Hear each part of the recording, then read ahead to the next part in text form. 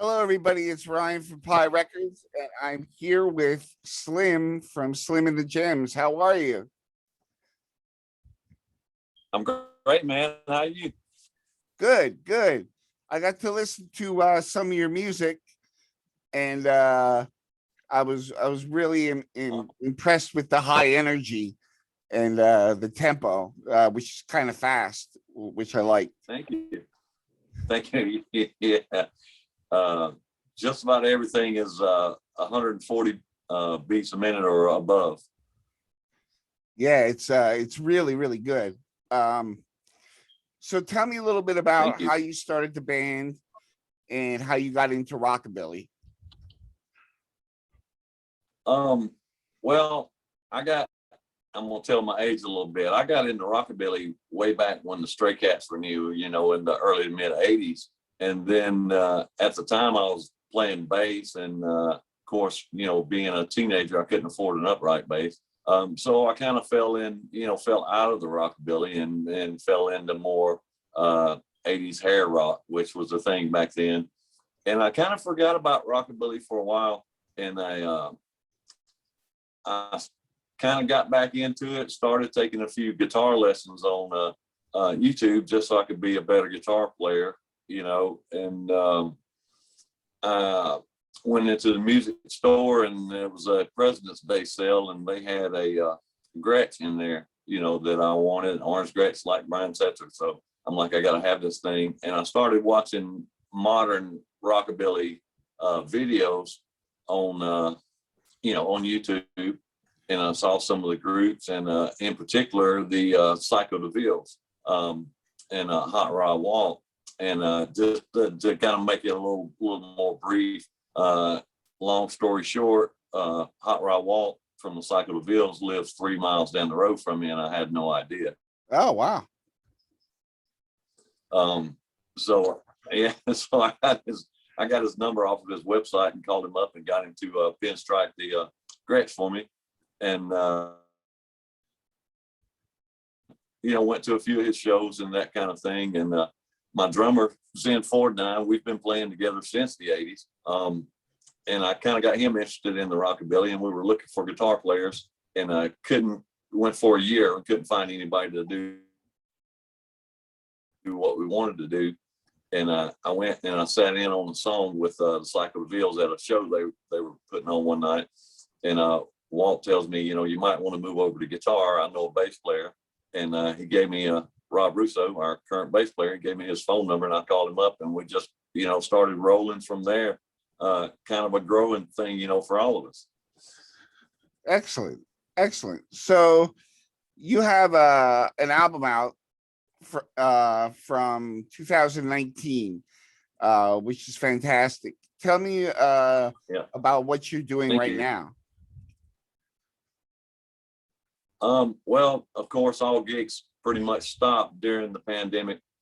I've got about a half of another record written, newer stuff, and I feel like it's better stuff. Just my progression as a guitar player, because, before I started the Gems, I've never been the guitar player. I always played bass. So I feel like it's a lot better, and gigs are starting to come back for us now. We're playing a couple of times a month. So it's been pretty good so far. Awesome. Where can people find your music? Is it just digital or do you have physical copies? I do have physical copies at our website, slimandthegems.com. We're on most streaming services, though I can tell you we're not on Pandora because they wanted me to put a explicit label on my record for saying the word ass, and I just wouldn't do it. That's a lot. You're right. So tell me about Yeah, about the no, I'm not, putting a parental advisory. yeah. Tell me about your love for rockabilly and what the scene is like down there for you. The scene has fell off a little bit, but we're in middle Georgia. I'm between Atlanta and Macon. There's still some stuff going on in Atlanta, but nothing south. And I do a lot of shows in South Carolina because of the huge car culture in South Carolina. He's trying to come back a little bit, I think, around Atlanta, but not what it was, say, 5 or 6 years ago. Yeah. Have you heard of Missing Fink Records? I'm sorry. Who Records? I'm sorry. Oh, Missing Fink. Missing. I have not. They're out of Augusta, and he puts out a lot of rockabilly 7-inches. Oh, sweet. I'll have to check them out. Yeah, definitely. His name's Johnny Fink.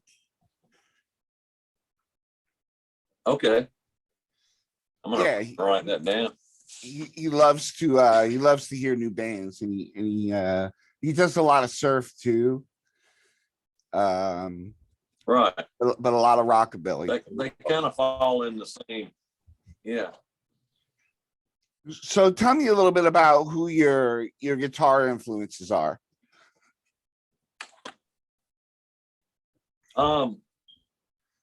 Well, of course, Brian Setzer, like everybody in rockabilly. But I also dig the Reverend Horton Heat. Love his playing. And Ronnie Crutcher from Hillbilly Casino. I take guitar lessons from Ronnie Crutcher every Monday night, and I love every minute of it. He's a wealth of guitar knowledge, and he's really, really down and show you. And I can't say enough about that guy. Awesome. Tell me a little bit about where you get the inspiration for your lyrics. Oh, they could come from anywhere. For instance, Chase and Tail, that's on our Feeling Cocky record. I wrote that after watching my cat chase her tail around in the floor for 15 minutes, and getting nowhere. So that's kind of what that's about is working like crazy and not getting anywhere. So that's kind of what that song's about. Monster Truck was written on a Valentine's Day at like 3 a.m. when the only thing on television was Monster Jam and QVC. So, my love is like a monster truck came out of that. So just from whatever's around me is mostly where my lyrics come from. Very cool. Very cool. Is that a keyboard I see behind you? Yeah, I wish I could play it, but I use it mainly for a drum machine. For when I'm recording. I got some recording software, and it's easy for me to use that for a drum machine and put down guitar and bass, and then give it to my guys, or burn it to a CD and give it to my guys and say, hey, here's some new stuff, give it a listen. So you guys record on the computer? You go to the studio? Oh no, we went to a studio to do our record. I just got some free recording software, but it's good enough for me to get my ideas along to them, or whatever, and I use it to record radio promos and stuff like that. Awesome. When you say radio promos, do you do that like as your day job? No, actually, I wire up airplanes as my day job. Interesting. There's several internet radio stations. Yeah, there's several internet radio stations that I'm kind of affiliated with. I guess I would say, and I do promos for shows and that kind of thing. For them, and promos for the stations. That's awesome. That sounds like a lot of fun. It is. They do me well. They play my music and give us shout outs on the radio shows and that kind of thing. And, in return, we share their shows and, their links and stuff. And it works out for everybody. Yeah, absolutely. I want to get back into what you said about your day job, wiring planes. What exactly is that? Well, I'm an avionics technician, and so everything you see in front of a pilot, I wire that stuff up, do all the wiring, I install it, certify it. I've been doing that for a long time. I've been with the same company for the last 25 years. That's incredible. I mean, you must have to have such a deep knowledge of electronics and the way a plane operates to do something like that.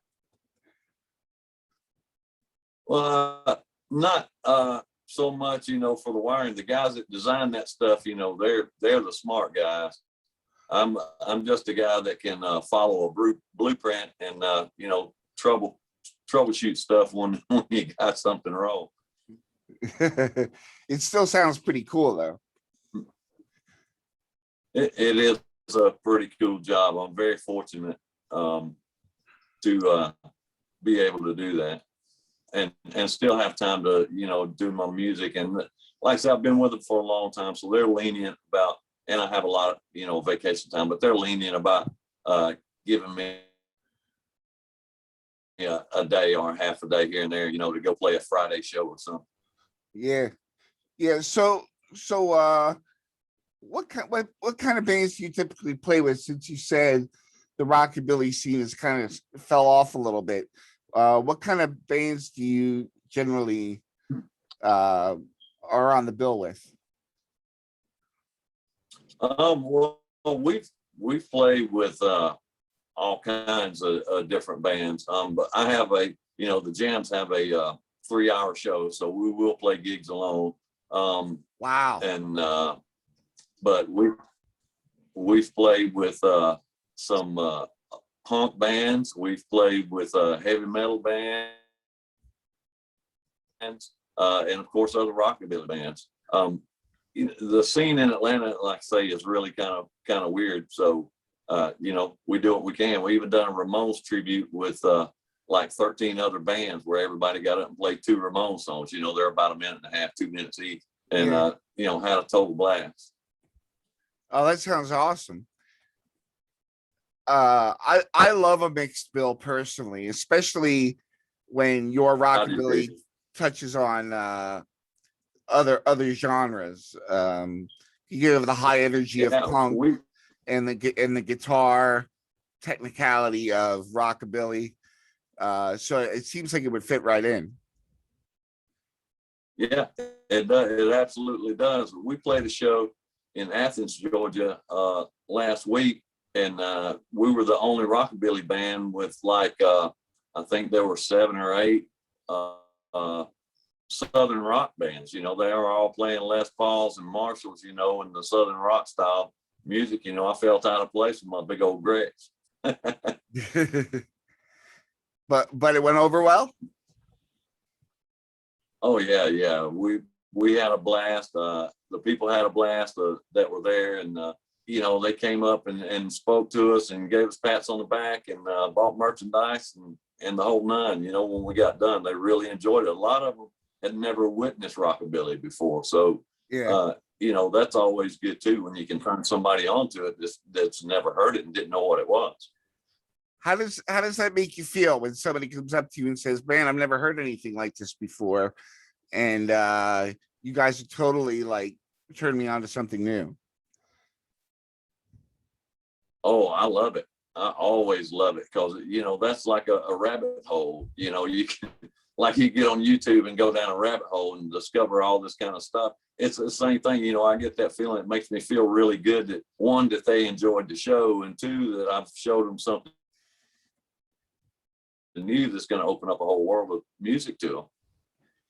Yeah, there's a lot of rockabilly all over the world, and but I would Absolutely. say I would say down in Atlanta, in Georgia, especially in the South, is kind of where the roots grow. Would you say? Yeah, I would say in the Southeast in general, Georgia, of course, Tennessee, North and South Carolina. There's quite a bit there. Do you guys all share the same affection for guys like Dwayne Eddy and stuff like that? Uh, yeah, I mean, we do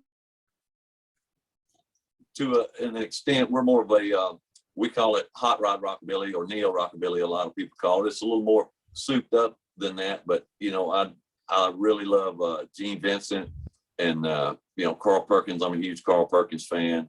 Uh, and Elvis. I love Elvis. Oh Who's yeah. part of the original rockabilly. Elvis, Johnny Cash.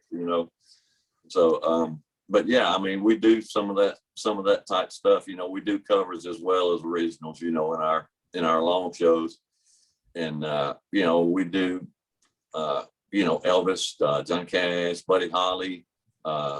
We a lot of different stuff. Um, Something you said stuck out to me because it's something that I've just recently encountered people talking about hot rod music, whether it be surf or rockabilly.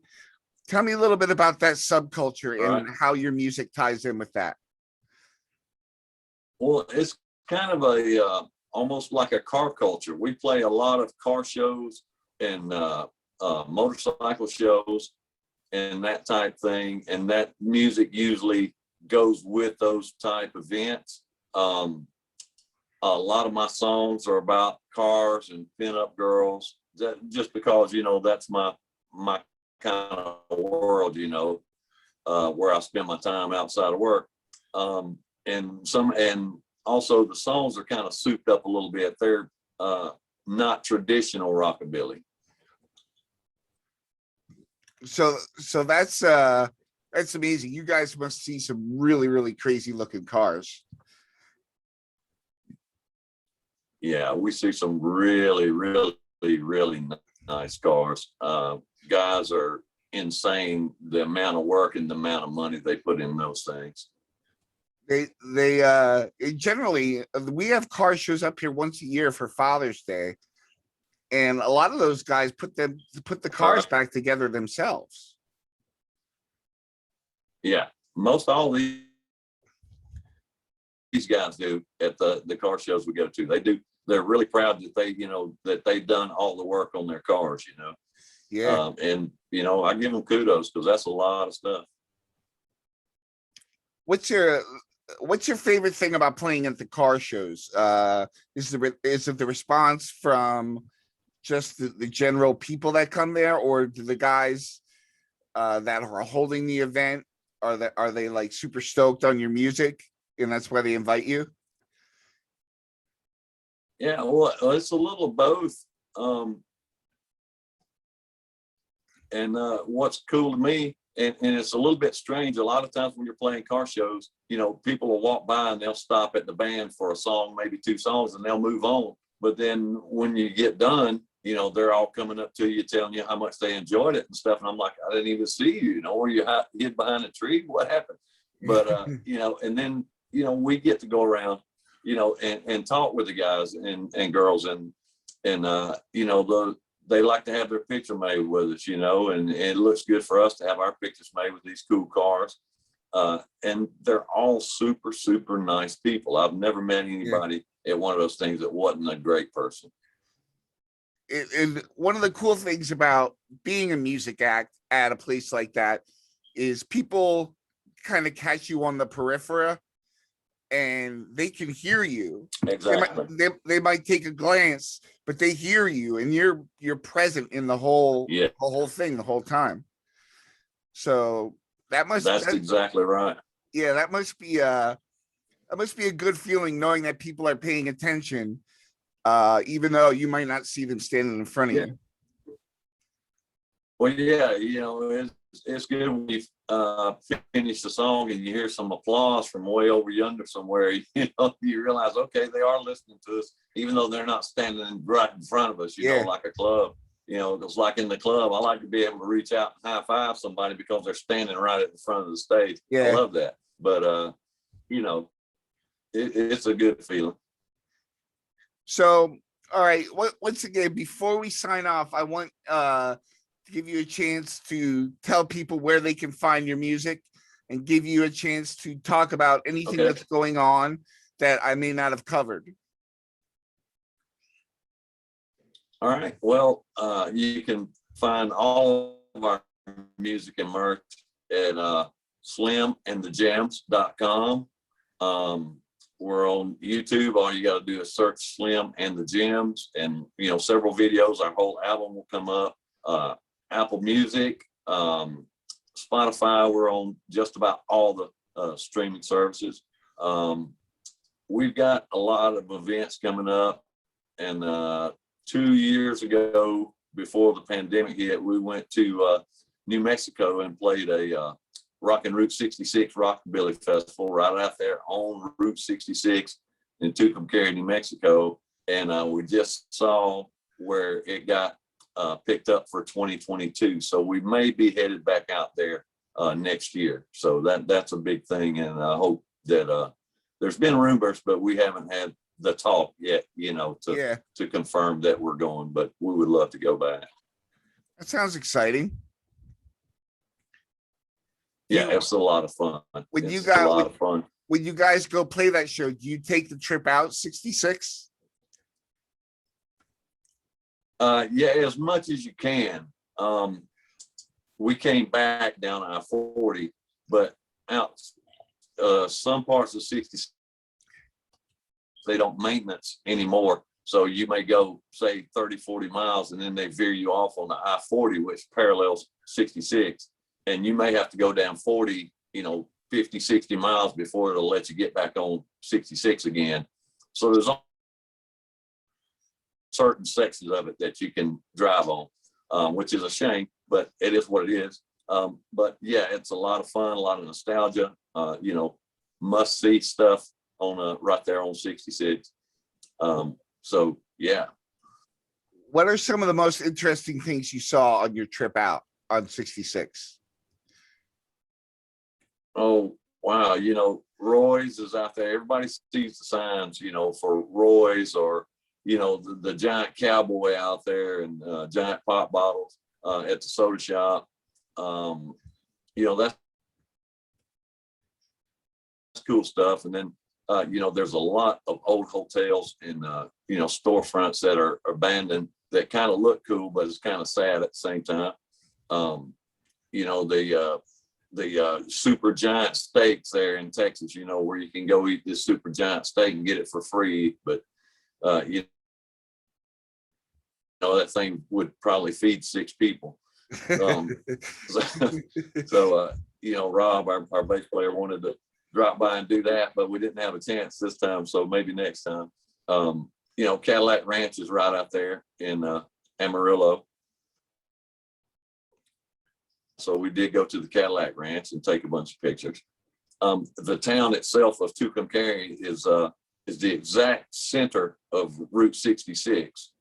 And it's the Cars Disney movie was based off of this little town. So the mountain there is right in the backdrop, and you got the teepee there. It's actually a curio shop. They made it a hotel in the movie. But the Blue Swallow Inn is there. You see a gajillion pictures, in the hotel safari, all that stuff in this little town. It's like stepping back in time a little bit. Interesting. Now, when my kids were young, like toddlers, we watched Cars a lot. So I've seen that town a lot. I would love to go see. I would love to go see the real thing. Yeah, it's really a cool little town. The people out there treated us great. We had an amazing time for 4 days out there, on the festival. Did you guys get to stay at any cool places? No, we drove straight out, and they reserved the let's say vintage hotels, for the guests, the people coming in and stuff, so we were just in a Comfort Inn, but we got to go around and see them all, and see a lot of sites there, and it was really cool. Route 66 Museum is there, so we got to do a thing in that, and I was on the ABC News in Amarillo, Texas. Interviewed me there in the oh wow museum, so that was fun. Yeah. So what are some of the bands that you discovered or really enjoyed at that festival? Um, there were a lot of bands there. Because like it went 4 days and there's people playing all the time. Phil Rocker from Medlin, Columbia, which I already knew, but he was there, enjoyed his show. Danny B. Harvey and Annie Marie Lewis were there. If you know who Danny B. Harvey is, he played in Headcat with Lemmy and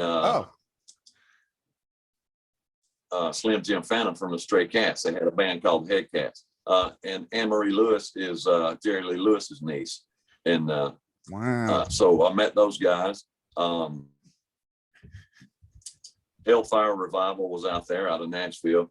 Met those guys. And then on our night that we played with the Rhythm Shakers out of California. So that was a lot of fun. It sounds like you're having a blast. The people enjoy your music. You get to experience some really cool things. Where you play sounds really exciting. Yeah, we're like I say, Zen, my drummer, and I, we've been playing together since '85, and we say it all the time. This is the most fun we've ever had playing music in our whole life, and I feel really, really fortunate for it. And the reception that we get from people I just can't explain it. It's wonderful. And that's what it's about, getting that validation or vindication that what I'm doing is something special. It's as special as it is to yourself. Yeah, and it's fun. We have fun even at rehearsal, and we hear the word fun a lot about our band because I go on with I got banter with the crowd and stuff, try to. And Rob, my bass player, and I will go back and forth. The way it's, like I say, it's just fun. That's awesome. Well, thank you so much, Slim, for your time. I was very happy to talk to you, and you have a really interesting story to tell, and I can't wait to hear your new music when it comes out. Thank you so much, Sean. It's been a pleasure. Thank you for having me. Oh, you're more than welcome. You're more than welcome. I'll let you go for now, but keep in contact, and hopefully I get to hear something something new soon. In the meantime, I'm gonna listen to Feeling Cocky. All right, man. Sounds great. Thank you so much. Awesome.